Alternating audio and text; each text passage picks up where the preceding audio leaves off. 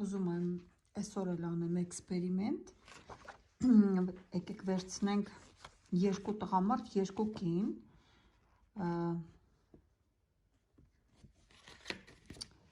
Բլավատսկայա վերցնենք, Անժելիկա վարում, այսպես, վերցնենք Իմաստուն Սողոմոն և Վիկտոր Ցոյ։ Հետաքրքիր գիտեք ինչու՞մն է, որ չէ, այստեղ պետքա ողջ տղամարդ վերցնենք, հա, մեկ ողջ և մեկ մահացած տղամարդ։ Այս դեպքում Կերկորովն է, բայց Կերկորովի էներգիայի վրա մի քիչ կասկածում եմ, որտև մեզ պետքա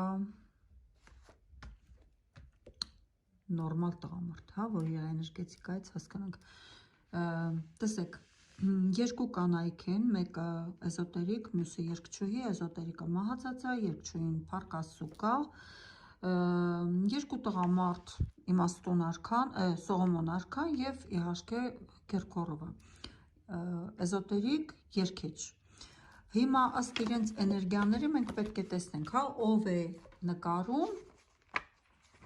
ինչ մասնագիտություն է, ողջ չէ, այսպես, կին է, տղամարդ է, հասկանում եք, չէ, ինչքան բարդ էքսպերիմենտ է սա, այսենց արանքներից էլ հանենք, այսենց խառնենք, որ թեմաներ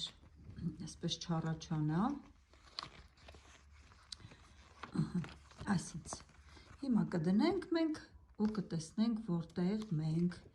ինչ ունենք, ողջ չեն,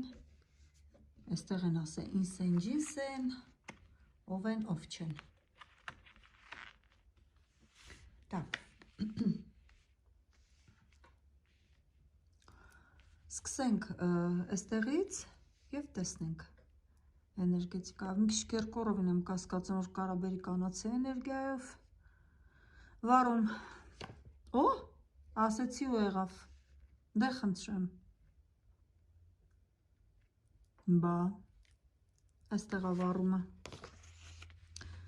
դե ինչ, չենք ջնջում, ինչ ունենք, են ունենք, շարժում ենք առաջ, այստեղ ողջ էր, կանացի էներգիա, այստեղ է ողջ էր, էլի կանացի էներգիա ամեն դեպքում,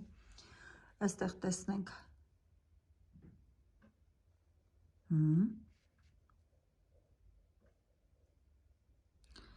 տղամարդու էներգիա Իմաստունն է